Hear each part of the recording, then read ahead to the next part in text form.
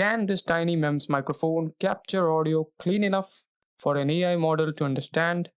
Right now, this audio is getting recorded on our ICS-43434 microphone sitting here, and we are going to test speech to text recognition.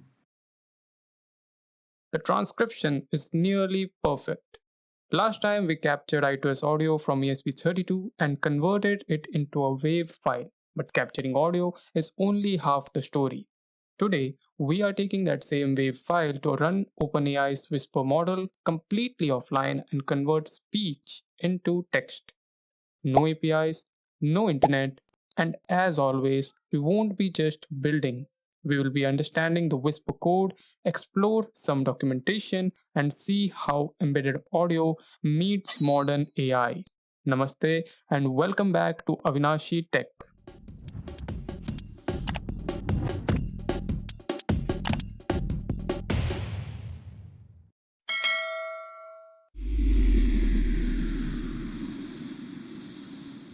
We are using the same hardware from our last microphone series video, that is ESP32 and ICS-43434, and here's how everything connects.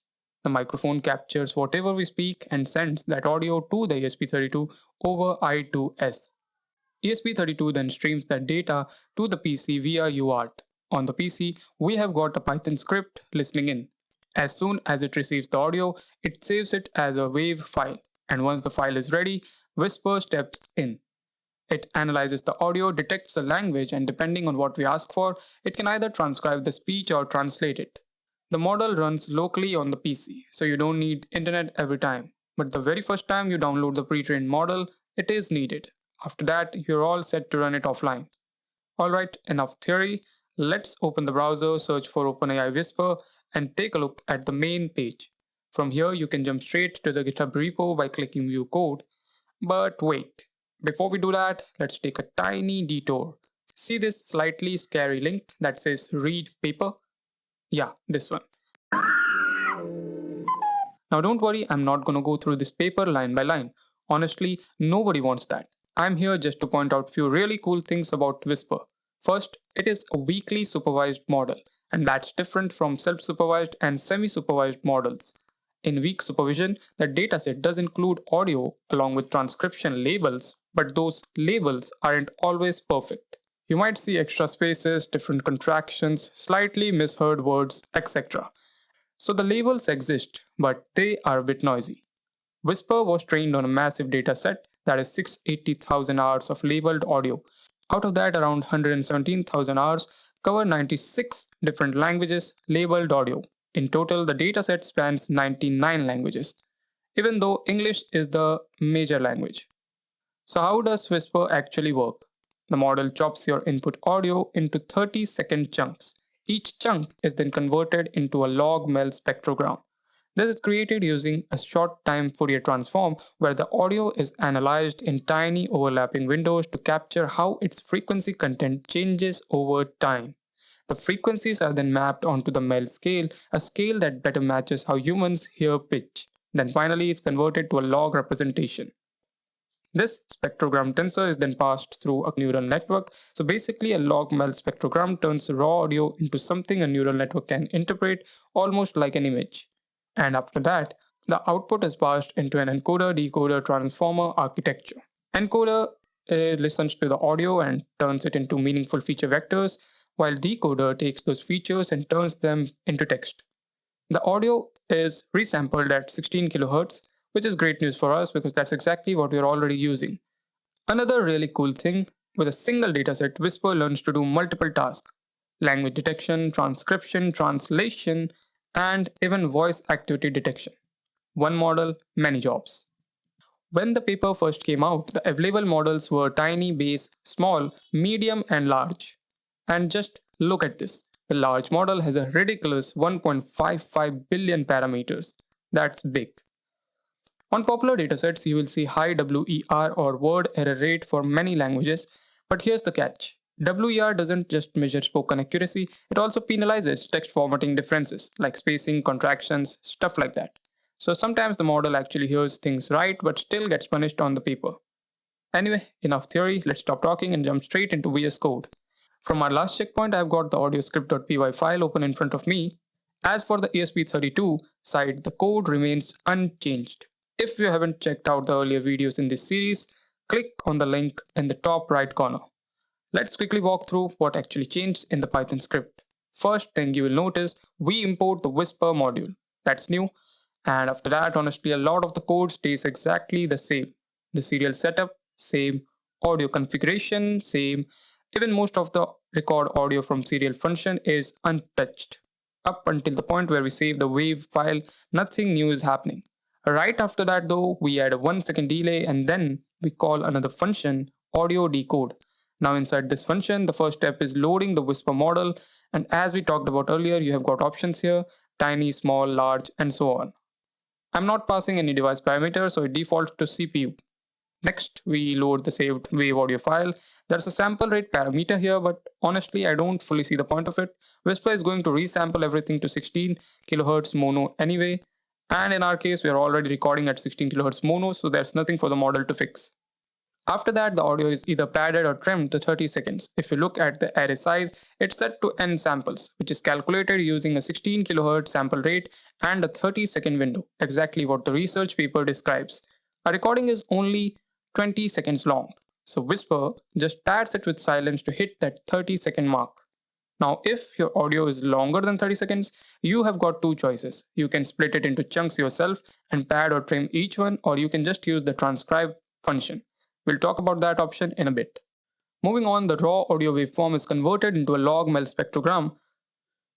Since Whisper operates at a 16 kHz sample rate, a 25 millisecond window corresponds to 400 samples, and we apply a Hahn window before running the short time Fourier transform. The hop length is set to 160 samples or 10 milliseconds, meaning the analysis window slides forward in tiny steps to capture how speech evolves over time.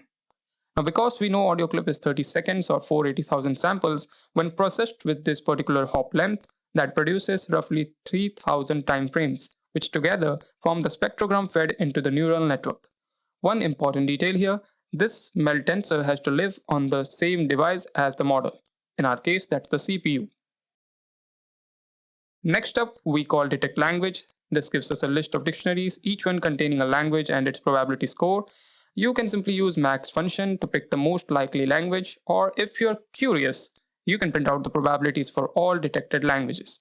After that, we use the decode method to actually transcribe the audio. This method takes the MEL spectrogram we created earlier along with some decoding options. You can choose whether you want to transcribe or translate, tweak sampling settings, and even play with temperature. Setting it to 0 usually gives you more stable results. Once decoding is done, we get a result object, and from that we just grab result.txt to print the final transcription. Now that was the manual decode approach. There's also another method, transcribe. And honestly, it's way simpler. You don't have to worry about padding, creating MEL spectrograms, or calling decode yourself. You just load the model, pass the audio file, and that's about it. Under the hood, Whisper processes the audio using sliding 30-second windows and then stitches everything together for you. So for longer recordings, this method saves you a lot of hassle. In this case, the result comes back as a dictionary and we simply print the text field. You can also set temperature value and turn verbose to true to print all the details while running inference. And yeah, that's basically the whole flow. Clean, simple, and much less scary once you see what's actually going on. Finally, it's time for some hands-on fun, and for that, let's bring in our ESP32 and the ICS-43434 microphone setup. Once everything's connected, head over to the terminal and install OpenAI Whisper using a simple pip install command. I already have it installed on my device here. Next, we will move to the script directory and try running the script. Oh no, file not found error. Even though the file is clearly right there. This one's a classic. The issue isn't in the script. It's the missing FFmpeg which Whisper uses behind the scenes to handle audio files. So here's the fix. Go to ffmpeg.org, click on download. Under the Windows section, choose the executable builds and select the build by btvn. That will take you to the GitHub releases page. From there, download the Win64 build. Once the download's done, extract it, copy the bin folder path, then go to environment variables, open path, click on new, paste the copied location, and finally click OK to save. Alright, moment of truth. Going back to the terminal and running the script again, recording audio, and this time it works on the saved wave file. You can see the output probabilities for each language here along with language detected, that is English, and finally text output. Now we are ready for one last test. For that, we will again be using the decode method, and this time we will print only languages that show more than 2% probability. Let me run the Python script and I'll start speaking in the MEMS microphone. Right now, this audio is getting recorded on our ICS-43434 microphone sitting here, and we are going to test speech to text recognition. Alright, the audio is saved as a WAV file and inference has started. Nice! The model detects English with 96% probability, and honestly, the transcription is almost spot on.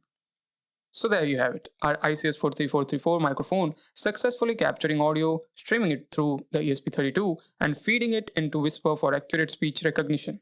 Not bad for a setup that's running offline on a regular PC and MEMS microphone. But this was the easy test. What happens when we throw multiple languages at it? Will it still hold up or start getting confused? That's exactly what we are going to explore in the next video. Also, if this got you thinking, imagine skipping the PC entirely and having a microcontroller run model inference and understand keywords on its own. Yup, that's where we'll be headed soon with TinyML. If you enjoyed this video, consider subscribing to Avinashi Tech, and if you want to be notified when the language trust test drops, hit the bell icon. Thanks for watching this video, and I will see you in the next one.